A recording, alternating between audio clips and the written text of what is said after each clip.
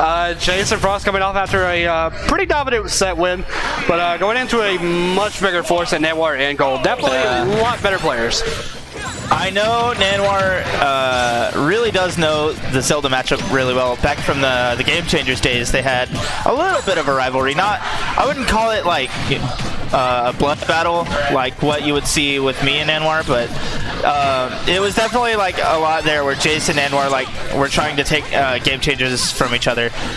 And that was like a big dynamic, but you know, we're a little bit removed from that era. Oh, I wish he went for a down air there instead of a neutral B. That would have been so much better.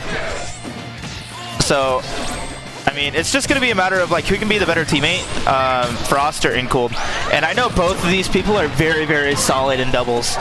So, speaking of, you better look out. Just watch that shield as both of their shields on Nanoir and inCoold almost just got broken from Roller. Ended up and Frost is going to die after getting hit by the Fire Falco.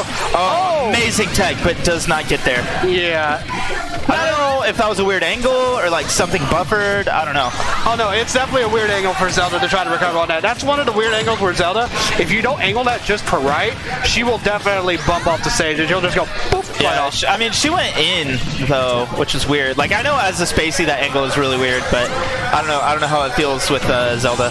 I'm not really used to teleport recoveries, but the Feroz wind, that's gonna take that first stock from inCoold, but a little bit of a deficit here, you know, with Nanoir being, oh yeah. Get that stock out of here. Frost is gonna take that one away, and now we're kind of even in size, but percent say otherwise. Well, I don't know. Nanoir was trying to do that to me in friendlies earlier, and I really just don't know what he's doing with that. Like he's trying to do like B reverse thunder to pop them up above the ledge and then do something else, but he just hasn't got it done yet. I feel like it's something to try to get them to like fall off the ledge or lose their invincibility and then do something afterwards, but I don't think it's a super easy 2-frame if you like get the right setup, and up tilt back air is going to take that stock from Frost. But like, so what's supposed to happen is he's supposed to put the thunder at the ledge and him like B reverse back on the stage, but it really doesn't make sense because why? Well, speaking of why, inCoold's going to take two stocks from Jayce and Frost, but just remember, Falco has no kill confirms. Falco can't kill. Well, even stocks and just about even percent for everybody. Uh-oh, go through the cutscene. And Frost already at 42, and Jayce and Nanoir are going to go fight their 1v1 at the other side of the stage. Not quite a true combo. Uh-oh. Good damage. Stacking both. Good doubles play from both of them. And now they're both covered in ink, which means a lot more damage coming out. Yeah, I've been told like 4,000 different things on like what actually like the ink does in like a 2v1 scenario. Like if you reflect the ink on the inkling, do you deal more damage, or like does everyone deal more damage? And so like I don't know, if someone can like tell me definitively what that means, I would be appreciative. I've heard that it's damage from both, especially if it's on the inkling. Though of course, if there's many different things going around, we definitely want to hear it. Like Burr said it wasn't, it was just inkling, and then a different inkling main told me, I don't remember, but I don't know, it's weird. Right now, inCoold just trying to take this on his own, just going way out there. I think I agree. I think if Nanoir's just there for backup, that's a lot better. But they're going to take that game 1 on PS2. Had enough already? So, now versus Up Tilt and Imagination and Pikachu, where do we go after this? See, it's kind of weird because they really don't like the same stages. I feel like we're going to go to potentially Town, potentially Kalos. I think Kalos is like a really good pick unless they banned it. I think Town's another good stage. Pika likes Town. Not a lot, and Falco's okay with Town. Zelda and Inkling really do like it. So, I don't know. I feel like it's just a better stage for Inkling Zelda than it is a bad stage for Pikachu Falco. Like, I know Battlefield wasn't an option. Yoshi's Story wasn't an option. I don't know. It's kind of weird. It's kind of a weird stage to pick for this doubles comp. But yeah, right now we're going to go into game 2. So we're looking a little bit of better start so far for Jayce and Frost, at least. Definitely. And right now, oh. Man, inCoold is going through the fire right now. Through the fire and the flames. He took 88% just being on that ledge. Oh, and he's dead. Died for it. Yeah, that was a really unfortunate position for inCoold to be in for that long. I mean, he got rapid jabbed on the ledge. Oh, okay. Nanoir actually almost got hit with the setup. That was almost a classic setup. So what happens there? If you normal get up into a Phantom and you get hit by the Phantom, Zelda can forward charge your shield. Your shield's gone. Just absolutely gone. It does not matter. Yeah, it's a very, very good setup coming up from Zelda because like the ledge stops you from being pushed back. Yeah, but definitely a big shout out from inCoold for coming in there and saving Nanoir at the right time too from that shield break setup. Yeah, saving your teammates big aspect in doubles, and I think Falco really has good options to do that between laser and like, the combo starters. Yeah, you don't jump up versus Pikachu. When you see a Pikachu way low like that, don't jump. Just don't. Yeah, Thunder will get you every time. Every time. You'll die. And everyone will just talk about how dumb you are for doing that too. Yeah, he'll like actively flame you during the game. Yeah, which is one of the reasons why I don't like fighting Nanoir a lot. And Jayce is going for it all right now. And doesn't get the edge guard. Neutral though to throw Nanoir off though, and that might be death. Yes, it is. Absolutely. And this game too, not looking as good as game 1 was for blue team. Yeah, I feel like this bigger stage is doing a lot better. The Falco's not really able to get that combo. Thank you, Town and City, for Jayce. Oh, but the forward smash, that's just going to take his first stock. So a big thank you to thank you right and smack dab in the middle, and inCoold is off stage, and he's dead. Is he going to save him? No, he couldn't save him.